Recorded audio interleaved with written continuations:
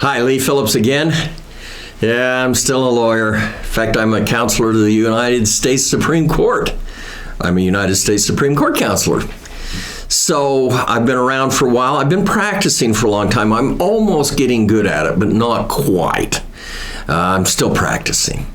At any rate, I want to talk about what happens when the beneficiary of a trust dies. Now, let me give you some terminology. The guy who sets up the trust is the grantor. The beneficiary is the guy who gets the benefit of the trust. And usually in the estate planning trusts, the revocable living trusts, whatever you want to call it, the guy who sets it up, the grantor, settlor, trustor, whatever you want to call him, and the beneficiary, they're the same guy. I put my property into the trust to avoid probate. That's why you're doing it. And I get the benefit of it while I'm alive. I'm the beneficiary. When I die, the trust is going to list contingent, successor, whatever you call them, beneficiaries. And that's usually my wife is going to be the primary, and kids are going to be the secondary. If the wife has died, then it goes directly to the kids. The kids are the beneficiaries of the trust property.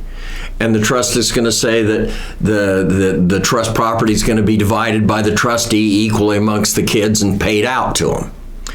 And when it's paid out, the trust goes away. But what happens if a beneficiary dies? Let's say dad dies and the kid dies 2 days later in the hospital because they're both in the same automobile accident. The kid was named as beneficiary. The beneficiary has now died. Well, the trust had better say what happens when a beneficiary dies.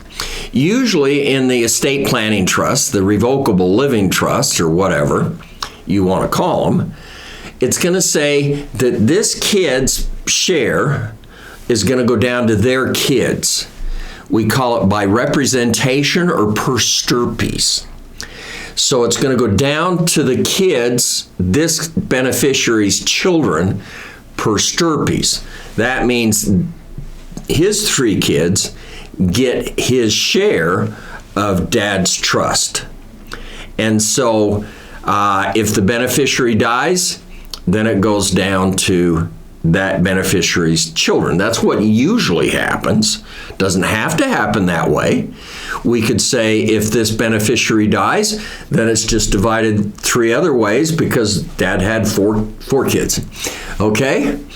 And so we could just take out that line.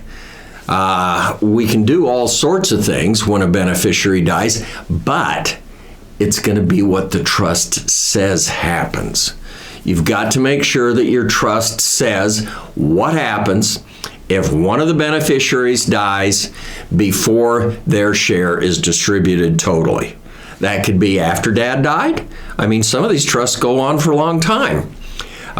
You've got real estate. Fine, the trustee's going to rent the real estate and the kids are going to get the income from the rental. Not bad.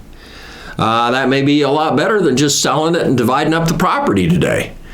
The take from the property. So the trust should say what happens when the beneficiary dies.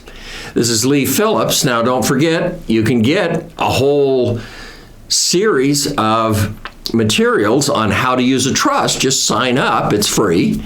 Don't forget to subscribe and all that garbage either. Lee Phillips talking about how to handle it when a beneficiary dies before the shares are all distributed out.